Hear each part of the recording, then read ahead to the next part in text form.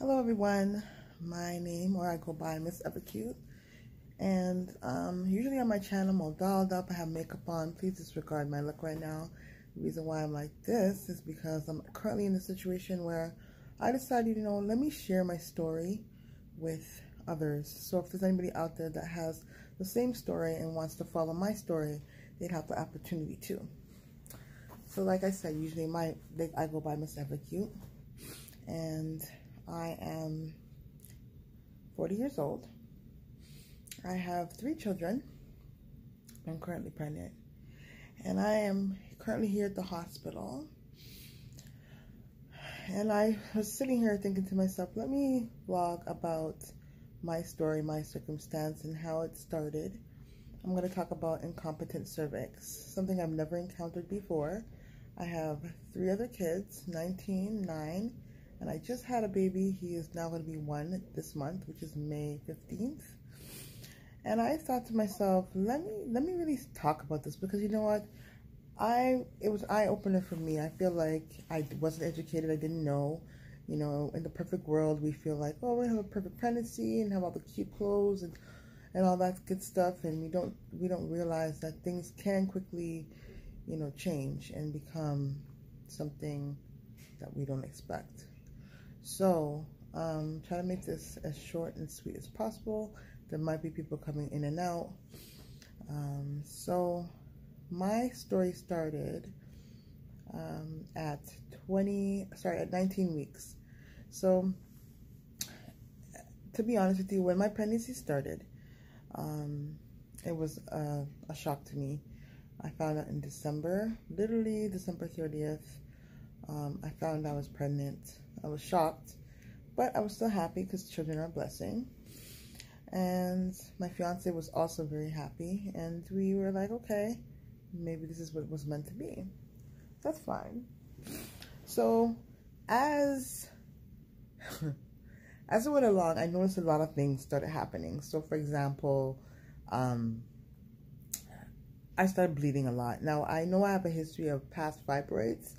I don't know if anybody's familiar with fibroids or anybody out there who has fibroids, but fibroids usually tend to either stop you from having pregnancy or affect your pregnancy in some way, depending on where the fibroids are. And there are these like tumor-like things, I want to call them just tumors that feed off of blood. So usually when you get pregnant, your hormones tend to let them grow more. So I had a history of fibroids with all my pregnancies, never been a problem. But with this particular pregnancy though, I promise you, it was crazy. I had bleeding, and the bleeding I usually have bleeding with the last pregnancies, but this one, it was like a little bit, and then it became clotting, just something I wasn't used to. So that was signs of incompetent cervix, which I did not know. So then, let's just speed up to my 19th week. So at 19 weeks, I had my first anatomy scan. And at my anatomy scan, I'm thinking, oh my gosh, it's gonna be such a great experience. I'm gonna find out what I'm having. And I was just super excited. So I go into my anatomy scan, and the tech, which I had at Credit Valley Hospital here in Toronto, Canada. I live in Toronto, Canada, if you did not know. And the tech kept asking me about certain questions, which confused me. If I had a cerclage, which I never knew anything about cerclage. If I had previous pregnancies that were premature, which I have. My son, the 19-year-old, was premature, but at 33 weeks. He was in NICU for 3 months. And the last one I had, who's now going to be a year, he was at 36 and 6, which no NICU, perfectly healthy baby boy. That's it. So, basically, I was in my anatomy scan for like 3 hours, and she told me she'll be right back.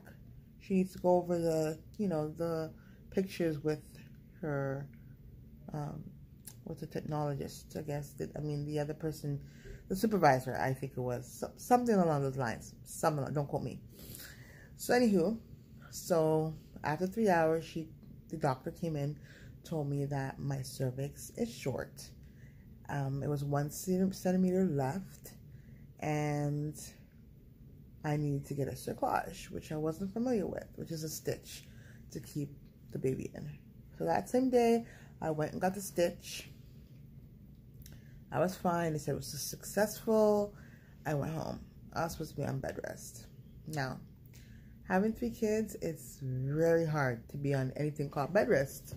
Like, we as mothers don't do that. We have to be up and down doing this and that and all kinds of stuff. So that bed rest shit, I tried to get as much rest as possible, but it just didn't work. It didn't work for me, and I ended up going to the grocery store, doing the regular everyday stuff that everybody else would do as a mother. Went to the next appointment, which was the Friday. So Wednesday was the cerclage, and then Friday was the follow-up, because I begged for another appointment. In God's grace, I just wanted a quicker appointment within the same week. Went to that appointment. They said my cervix was 0.66. And I was just like, this is not looking good. So, excuse me, I had to yawn. So then I had another appointment the Monday. So I said, okay, maybe we'll see how it goes. Again, I didn't do much bed rest. I tried to, but with an 11-month-old baby, it's just not happening. Everybody knows that when you have a young baby, you have to be running after that baby all day, all damn day. So I went Monday to check my cervix again. At this point, the cerclage was falling out on a string, basically done, and my cervix was 1 centimeter, actually no, 2 centimeters open. I was 21 weeks at that point. 21 weeks? Yeah, 21 weeks. It was a nightmare. They told me there was nothing they can do for me. It looks like my cervix is going to open and it's progressing quickly. I won't be able to do anything. And viability to save the baby is usually 22 weeks here in Toronto. So I was sad. I didn't know what to do. They tried everything. They said they couldn't help me. I was devastated. They told me, or they were trying to tell me I should get an induction. You know, honestly, I feel like if maybe my water just broke on its own, then fine. I can accept that God's way. But to tell me to induce to just let my baby come out and then not live, to me, I don't go for that. I basically had to fight. I fought for my child to be here. I said, I'm not going to put up with that. They're like, you're 21 weeks, you're not going to make it to next week. Doesn't make any sense. You're going to have to just go home, and that's it. And I knew if I went home, I'd be running around and that baby would come out and it'd be done, and I did not want that. But the doctors were so cruel. They didn't hear what I had to say. They didn't care. They kept telling me, no, it's not going to work. So I had to, like, email public relations of the hospital I was at in Mississauga, which is Credit Valley Hospital. Public relations of the hospital I want to be at, which is Sunnybrook, which is where I am now. And a couple other people.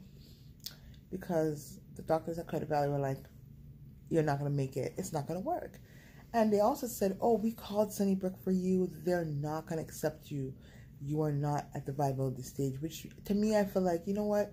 Let me just do it myself and feel good with it myself. And if they tell me no in a response, then, you know, I'll feel like, all right, you know what? I did my most best.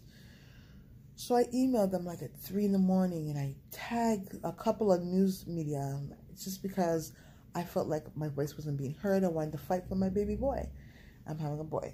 I love you. So yeah, so basically I emailed them at like 2 a.m. explained my story, just how I'm explaining to you guys, told them what's going on, and the next morning, media, everybody started emailing back Credit Valley and telling them, hey, we're going to take your patient. Credit Valley doctors came to me. They said, you know what? Sunnybrook said they'll take you on. You can be on complete bed rest over there. They're going to send you an ambulance. You're on your way. And that was April 23rd. And ever since then, I've been on bed rest. So, this is where I am. I'm on bed rest. I'm getting a infusion right now because I'm anemic. It's been the roughest thing to be on bed rest. Now, well, here is serious. I'm on 100% bed rest. I can't get up. Well, now I can, but excuse me, I couldn't get up before. It wasn't allowed, and now I'm able to get up and move around and do a little bit of stuff. I'm not trying to do too much because I just reached viability. 22 weeks. Let me not shake up too much. And I'm happy. I'm happy. And the thing is, they never thought I would have made it this far. And that's the part that makes me so upset and so sad, because I actually made it. And I'm hoping to make it further. So they have a great NICU team here at Sunnybrook. That's where I am now. They're in level 3 NICU, and they deal with micropreemies. And I feel safe and more comfortable here. And I'm going to be here for a bit. So I'm going to vlog my story and give you guys updates so you guys know what's going on. For baby Jace, my baby's going to be named is Jace McCarthy Morgan. And yeah, and this is where I'm at now. So keep the faith, guys. Like, I don't know if I told you my story that I took out the cerclage. Once it told me it was failed, I removed it. So I have no cerclage. My cervix is still open. There's membranes coming out. They checked me again. It actually went from 3 centimeters to 1 centimeter now that I'm on bed rest. So that makes me feel absolutely amazing. And that's it. You guys are going to ride with me through this journey. Be my supporters. So this is what I'm doing now. This is where I'm at.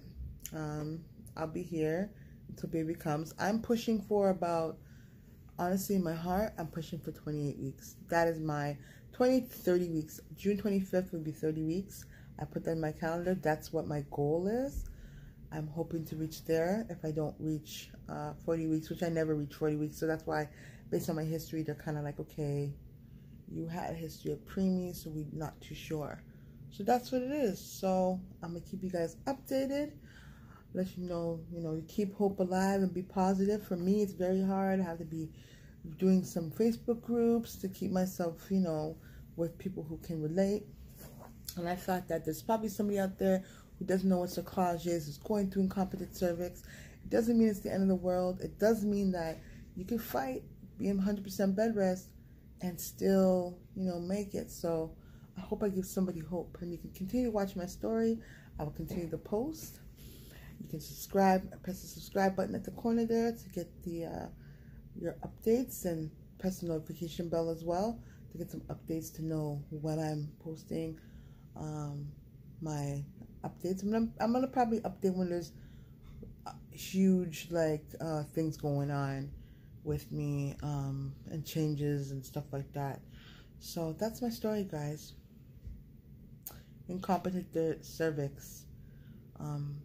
My 4th child is crazy. So if anybody's out there that's wondering about incompetent cervix and wants some hope, here's a story for you. I hope that it keeps you going, and you can keep watching my story if you're going through it too. Today I am 22 and 2 days.